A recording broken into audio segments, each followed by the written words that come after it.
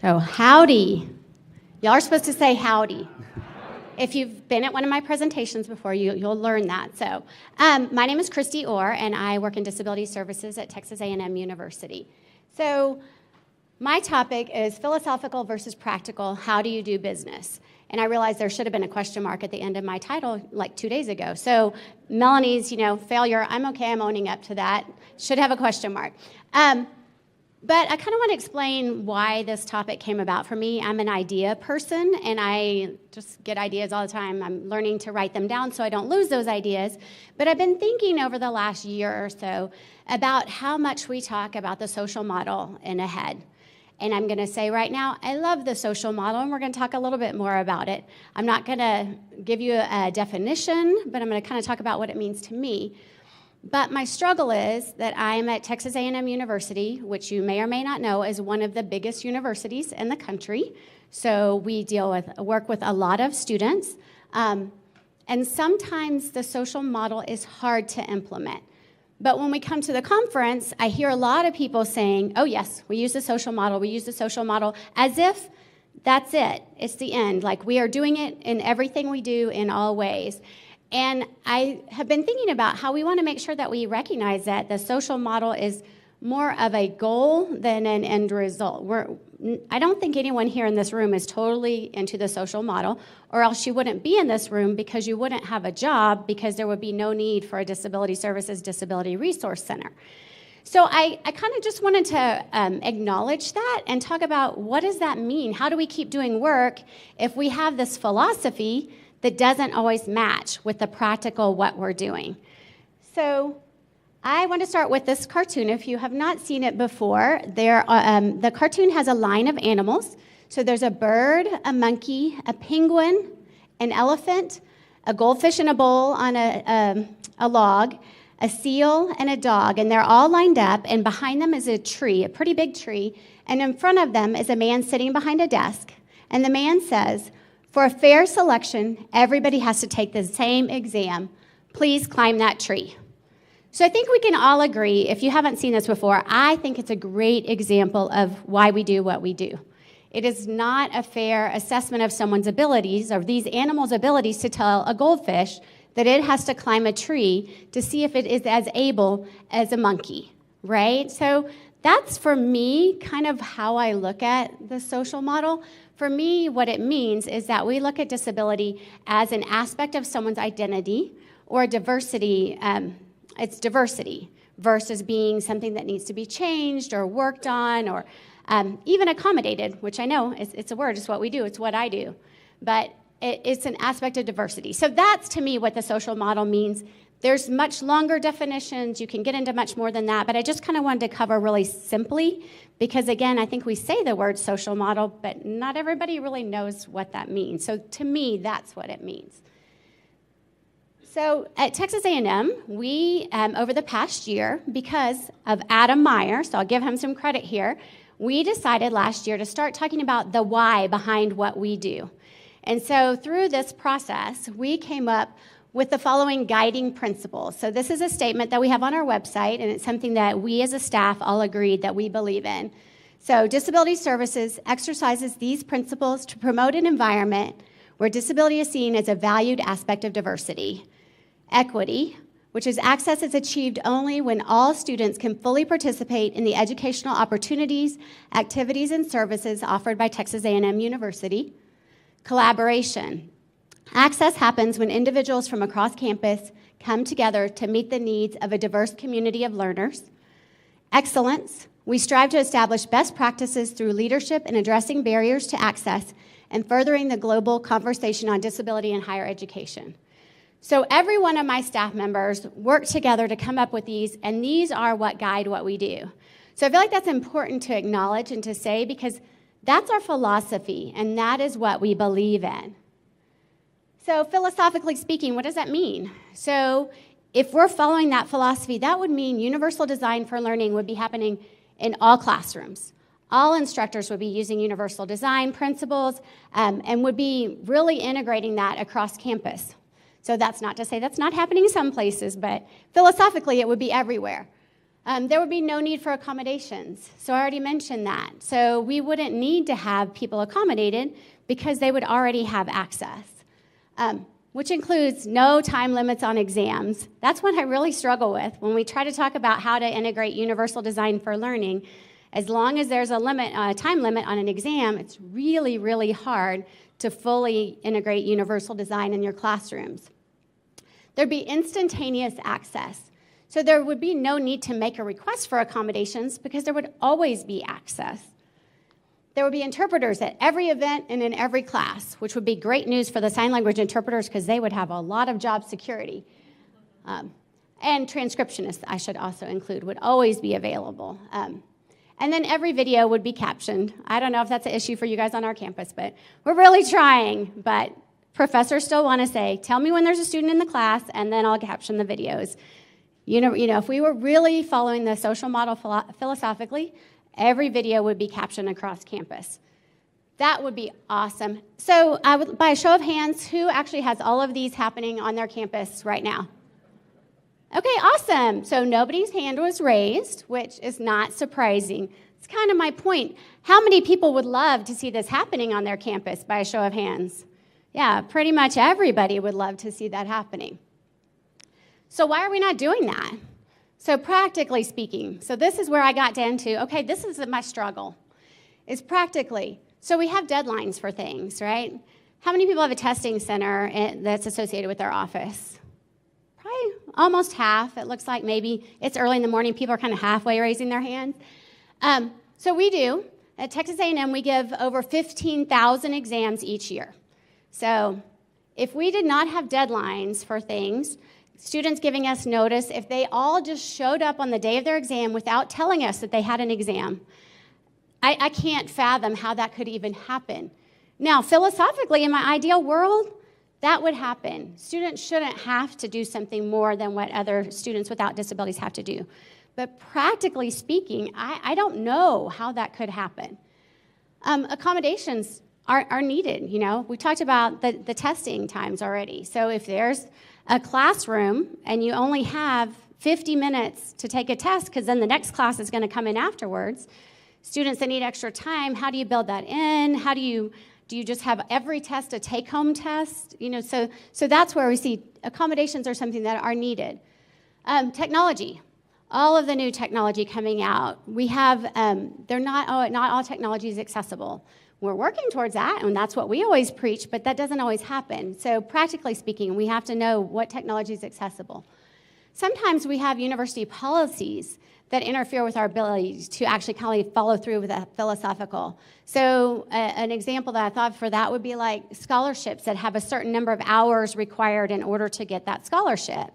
So that does make it a challenge. It's a barrier for some students with disabilities who can't take that number of hours, but there's nothing that we can do about it because that's what the scholarship requires. And then faculty views. You know, I feel like we're making, you know, great strides and faculty are understanding, and then something else happens and all of a sudden we're taking a step back. And there are faculty that really don't agree with students with disabilities having accommodations. You know, sometimes we hear they shouldn't be here if they can't keep up with the material or things like that that are very disheartening to us. So when I first thought about this presentation, I was just going to stop there and just say, okay, here's the struggle. This is the philosophical. This is the practical. Go figure it out on your own. And then I decided that wasn't very nice. So I tried to think through it a little bit more and thought about, so what do we do with that? If you're in that same boat as me where you're thinking, I really, really believe that we should not have to provide accommodations, that all of this should be happening. And I always say, I can say that because I'll be able to retire before we get to, you know, that whole philosophical side of things. So, but if we really believe that, but we have these practical constraints, what do we do with that? So here's my solutions that I have come up with that are just a step. So the first one is being flexible to the greatest extent possible. So I talked about the deadlines that we have in our testing center. We have different deadlines in the summer than we do in the fall, because in the summer we have less demand, so we don't run out of space. It's a lot easier because we have less students, so we can actually get the tests. So we have different deadlines for that. We also, and really have worked on this the last year or so, try to be flexible when we can. So we have decided that rules aren't there just to be rules. And I will say, next month I will have been in the field for 20 years, so my philosophy has changed a whole lot on that. I used to believe that we need to help students learn how to follow rules and meet deadlines. And when Adam talked about small things making a big difference, there was an email chain in the head distribution list that Randy Borst, for those who know him, had written about how students with disabilities needing to learn to self-advocate or meet deadlines or follow rules should be able to do that just the same way everybody else does in the class. So every college student needs to learn that, right? So why is the Disability Services or Disability Resource Center office taking on that responsibility for students with disabilities? And that really changed my philosophy, because we're about access, right? Not about trying to teach someone to follow rules. So if I'm about access, I need to be flexible as much as possible and try to work with students and not try to decide that I'm going to teach them how to follow rules. And remember that it isn't our job to teach them to be self-advocates. Now, depending on your role, you may have some other roles that might involve that. But in general, if your office is responsible for access, that's really what you need to be looking at, is how do we remove barriers and making sure that your office is not putting up barriers for students. And so with that, I think the next one is continually asking yourself the question, what would a student without a disability have to do to get access? So you're not always going to be able to get to that same point with your students, but how do you get as close as possible to that? Also recognizing that we're not there. So as I said at the beginning, this is a process. So continually thinking about what can you do to improve what you do in your office? What can you do to remove the barriers? A long time ago, we used to make students meet with us every semester. I don't know if you guys still do that or you did that because you've been in the field a long time. Every semester, they had to meet with us in order to get accommodations for that semester. Oh my goodness, that's not what students need to do. Why should they have to meet with us? No other student is having to do that. So really going back and thinking about what do other students have to do to get access? How can you improve? How can you remove any barriers? Because there are times when the Disability Services Office, Disability Resource Center, is the one who's putting up the barriers. So those are my thoughts that came out of my head, no research or anything else, but hopefully if you've struggled with this at all, this will be some ideas. If you haven't struggled with it, maybe you will now because you're thinking about it, but I appreciate your time. Well, thank you everyone for coming. I'm happy to open up the floor if anyone wants to ask any pertinent questions to our presenters. Okay, just hold on so I can bring you the mic.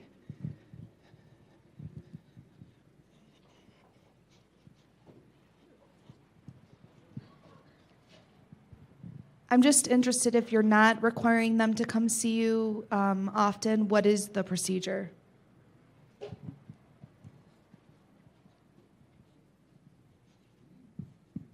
So students meet with us the first time they register with the office, and then after that, they can actually do an online process. And if they just want the same things, then we just process their information and do it that way. Some schools actually just students register once, and if they don't need anything different, it lasts throughout their whole time they're in college. So there's different ways of doing it. But it's just a matter of not actually making them come into the office. And we also will send the letters to them instead of them having to actually physically come to our space. So we had an example of kind of a barrier. We moved into a temporary location that is kind of remote on campus. Temporary, I have to always say that, a year and a half, and we'll move back to main campus. But when we did that, we really looked at how is this impacting students and how can we make sure that we're not making it more difficult for them to get the accommodations that they need. And so that's when we made some of those changes.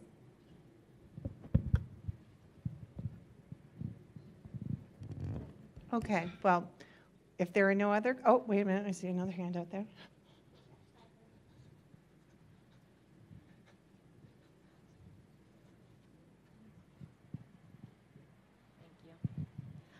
I had, I guess, kind of a comment about the philosophy of using UDL. I've had, so many sessions on UDL and how it philosophically makes sense to, remove all the barriers, don't have timelines. But then I, on the other side, had two different attorneys tell me that if you don't do time and a half, even if the professor decides to just make it open, or give the student 3 hours where they normally would give an hour and a half, if we don't do that, then we're now still breaking the law or not giving the student that accommodation. So I just wanted to know your thoughts about that, because I really do struggle with the philosophy of UDL, but the attorneys on the other side saying if you do UDL and you open it up as an instructor, you know, you're not giving that student the time and a half. Sorry.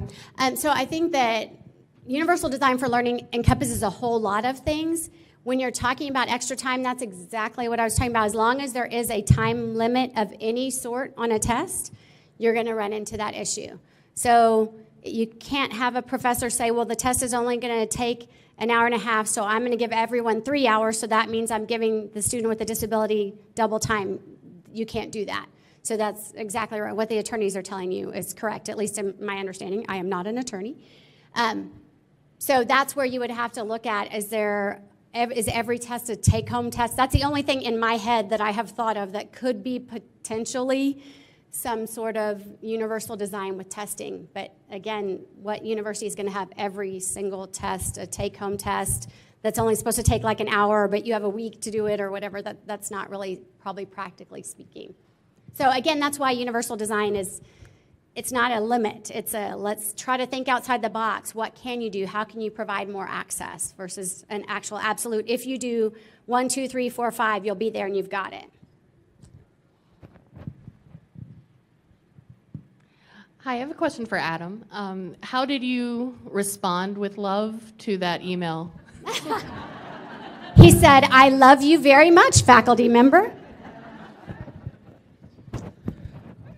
You know, this professor's still kind of an ongoing situation, but what I did was I emailed him and I said, hey, I just really love to talk to you. I'd love to hear more about your process and where you're at. And he invited me over to his office. I'll never forget going in there because at the time he had I walked in and there was one chair, and this was before those yoga balls were really popular for people to sit on. And there was a yoga ball in the room, and I was like, where am I supposed to sit? But he gave me the chair and he sat on the yoga ball and just kind of bounced the whole time. It was kind of talking. But we had a good conversation at that point. There were some things I think were helpful. I'd say things have kind of slid over the last couple of years, and so we're back to engaging in conversations, but I do always hope that there can be a better way. We just got to understand where he's coming from.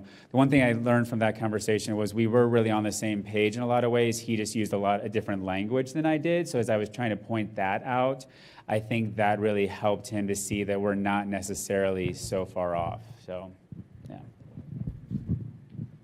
All right, well, as much as I would love to keep the questions coming, we do have to be respectful of time. So we're out of time for today. Thank you all for coming. We're back here again tomorrow with new presenters.